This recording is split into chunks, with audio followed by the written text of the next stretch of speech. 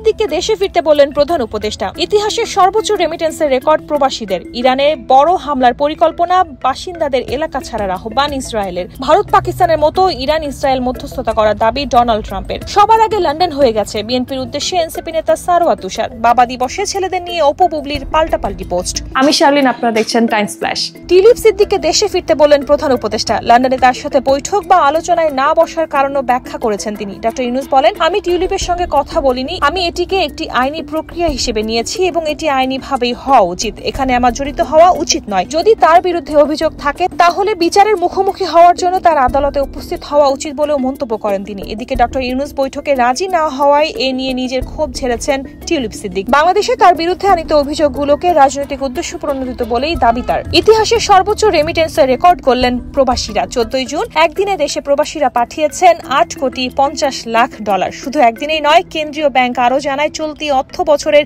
14 June পর্যন্ত দেশের remittance এসেছে $2,865,60,00,000, যা দেশের ইতিহাসে কোনো নির্দিষ্ট অর্থ বছরে আসা সর্বোচ্চ রেমিটেন্স। প্রবাহ বেড়েছে 24.50%। নিজেদের মাথার ঘাম পায়ে ফেলে এমন অনন্য রেকর্ড করলেন প্রবাসীরা। সচল রাখছেন দেশের অর্থনীতির চাকা। রাজধানী তেহরানে নতুন করে বিস্ফোরণের শব্দ শোনা গেছে। বার্তা সংস্থা এএফপির এক প্রতিনিধি এমন তথ্য নিশ্চিত করেছেন। ধারণা করা হচ্ছে বড় হামলার পরিকল্পনা করছে ইসরায়েল। ইরানের সামরিক স্থাপনার আশেপাশের এলাকা থেকে সরে যাওয়ার জন্য সাধারণ ইরানিদের প্রতি আহ্বান জানিয়েছেন ইসরায়েলি প্রতিরক্ষা বাহিনী। সামাজিক যোগাযোগ মাধ্যম এক্সে দেয়া এক পোস্টে ইসরায়েলি প্রতিরক্ষা বাহিনী বলেছে, যে সকল ব্যক্তি সামরিক অস্ত্র উৎপাদন কারখানা অথবা এতে সহায়তাকারী প্রতিষ্ঠান অথবা এসব প্রতিষ্ঠান সংলগ্ন এলাকায় অবস্থান করছেন তাদের অবিলম্বে এলাকা ছেড়ে যাওয়া উচিত। ওইসব স্থাপনার আশেপাশে অবস্থান করা হলে তা সাধারণ ইরানিদের জীবনকে ঝুঁকির মধ্যে ফেলবে। সংঘাত বন্ধে চুক্তি করবে ইরান ইসরায়েল। সংঘাত বন্ধ করতে বহু ফোন কল ও বৈঠক এখন চলমান, এমন তথ্য জানালেন মার্কিন প্রেসিডেন্ট ডোনাল্ড ট্রাম্প।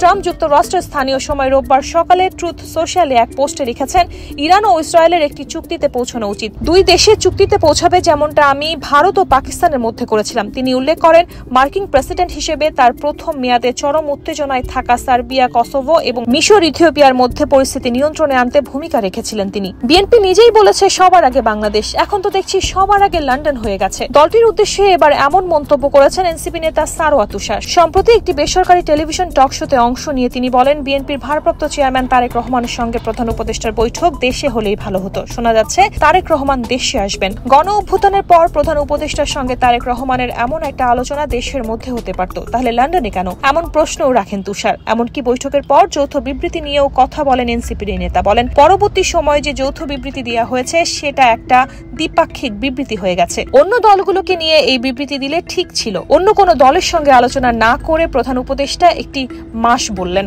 এবার বাবা দিবসে শাকিব খান ও তার ছেলেদের নিয়ে অপু বুবলি দিলেন পাল্টাপাল্টি পোস্ট। বিশেষ এই দিনটিতে সন্তানদের সঙ্গে কাটানো ভালো কিছু মুহূর্ত ফেসবুকে শেয়ার করেছেন অপু বিশ্বাস। কিছুক্ষণ পরেই নিজের ছেলের সাথে শাকিবের ভিডিও নিয়ে হাজির শবনম বুবলি। অপু বিশ্বাসের শেয়ার করা ভিডিওতে দেখা যায় তাতে সন্তান আব্রাহাম খান জয় বাবার কোলে বসে হারমোনিয়াম বাজিয়ে গান গাইছে। পাশে বসে মুগ্ধ দৃষ্টিতে ছেলেকে শুনছেন শাকিব খান। ক্যাপশনে অপু লেখেন, বাবা শব্দটা আসে অশেষ শ্রদ্ধা ও ভালোবাসা থেকে। বাবা ছেলের এই সম্পর্কটাই যেন কারো নজর না লাগে। এর পরপরই ছেলে শেহজাদ খান বীরের সঙ্গে কাটানো সুন্দর কিছু মুহূর্তের ভিডিও শেয়ার করেন চিত্রনায়িকা শবনম বুবলি। যেই ভিডিওতে দেখা যায় তাদের ছেলে শেহজাদ খান বীর বাবার পাশে বসে কার্টুন দেখছে। লেখেন, যেমন বাবা তেমন ছেলে। একজন বাবার ভালোবাসা তার সন্তানের অন্তরে চিরস্থায়ী হয়ে থাকে। বাবা দিবসে সকল বাবাকে জানাই শুভেচ্ছা। এরকম আরো তথ্য পেতে চোখ রাখুন বাংলাদেশ টাইমস.com-এ।